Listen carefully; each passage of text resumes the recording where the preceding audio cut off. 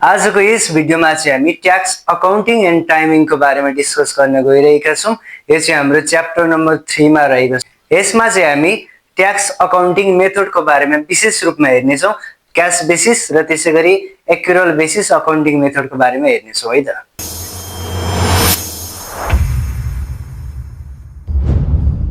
र यहाँनेरि चाहिँ मेनली हेर्नुपर्ने हामीले क्याश बेसिस र एक्युरल बेसिस अकाउन्टिङ को बारेमा हो। जस्तो क्याश बेसिस अकाउन्टिङ भनेको के हो भन्दाखेरि treat income when payment is receive and treat expenses when payment is made. अब जस्तो क्याश बेसिस अकाउन्टिङ भनेको चाहिँ के हो भन्दाखेरि जब पेमेन्ट हातमा आइसकेको छ भने त्यसलाई इन्कममा राख्ने र जब हातबाट पेमेन्ट गइसकेको छ भने त्यसलाई एक्सपेन्सेसमा राखेर हिसाब गरिन्छ भने चाहिँ त्यसलाई चाहिँ क्याश बेसिस अकाउन्टिङ भनिन्छ। पेमेन्ट आइसक्यो भने इन्कम, त्यसैगरी पेमेन्ट गइसक्यो भने चाहिँ एक्सपेन्सेस भनेर मानेर हिसाब गरियो भने त्यो चाहिँ हाम्रो लागि क्याश बेसिस अकाउन्टिङ हुन जान्छ। अब यसमा चाहिँ के हुन्छ भन्दाखेरि आउटस्ट्यान्डिङ ड्यू पेएबल रिसिभेबलहरु चढ्दैन। अब किन भन्दाखेरि चाहिँ हातमा आइसकेपछि इन्कम र हातबाट गइसकेपछि एक्सपेन्सेस मान्ने हुँदा अब आउटस्ट्यान्डिङ ड्यू पेएबल रिसिभेबलहरु त चढ्ने कुरै आएन। त्यसपछि प्रिपेड एडभान्स चढ्छ र प्रिपेड एडभान्स त चढ्छ किनभने हामीले अगाडि नै पैसा हातमा लिइसकेको पनि हुन सक्छ र अगाडि नै हामीले कसैले पैसा दिइसकेको पनि हुन सक्छ। त्यसकारणले गर्दा प्रिपेड एडभान्स चाहिँ चढ्छ। आउटस्ट्यान्डिङ ड्यू पेएबल रिसिभेबल चाहिँ चढ्दैन भनेर हामीले क्याश बेसिस अकाउन्टिङमा हेर्छौं है त। जस्तो बुझिहाल्नुभयो, हातबाट पैसा गइसकेको छ भने त्यसलाई एक्सपेन्सेस मान्ने र हातमा पैसा आइसकेको छ भने त्यसलाई इन्कम मान्नेलाई चाहिँ क्याश बेसिस अकाउन्टिङ भनिन्छ है। अब जस्तो 2 नम्बरमा छ हाम्रो एक्युरल बेसिस अकाउन्टिङ।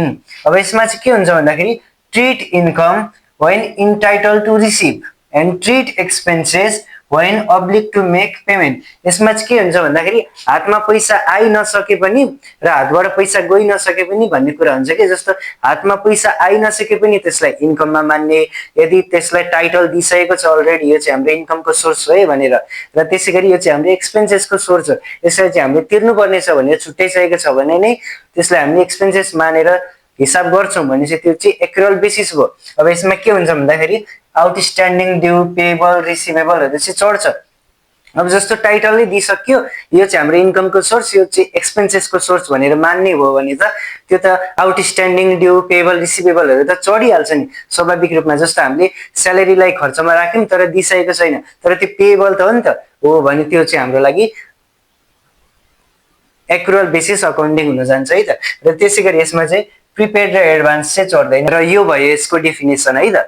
र यसपछि अब हामी हेर्छौं कुन कुन हिसाबहरु चाहिँ क्याश बेसिसबाट गरिन्छ र कुन कुन हिसाब चाहिँ एक्युरल बेसिसबाट गरिन्छ है त।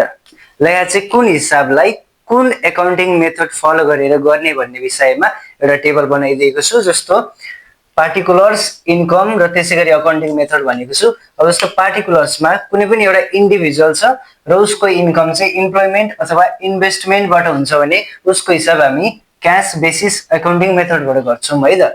त्यसैगरी सोल ट्रेडर छ, त्यसैगरी प्रोप्राइटरशिप फर्म छ। सोल ट्रेडर वा प्रोप्राइटरशिप फर्म छ र उसको इन्कमको सोर्स चाहिँ बिजनेस हो भने हामीले क्याश अर एक्युरल दुईटा मध्ये एउटाबाट गर्न सक्छौं। त्यसैगरी अर्को पार्टनरशिप फर्म छ, त्यसैगरी बिजनेस अथवा इन्भेस्टमेन्टबाट इन्कम हुन्छ भने त्यसलाई पनि हामीले क्याश अर एक्युरल बेसिसबाट गर्न सक्छौं। र त्यसैगरी अर्को छ कम्पनी छ हाम्रो र कम्पनीको मेन इन्कमको सोर्स चाहिँ बिजनेस हो भने त्यसलाई चाहिँ हामीले एक्युरल बेसिसबाट हिसाब गर्ने गर्छौं है त। र यसरी चाहिँ हामीले क्याश बेसिस र एक्युरल बेसिसको पनि कन्सेप्ट बुझिसकेका छौं। यसपछि हामी income from business, employment, profession त्यसैगरी इन्भेस्टमेन्टका हिसाबहरु एकदमै सजिलोसँग गर्न सक्ने हुन्छौं है त।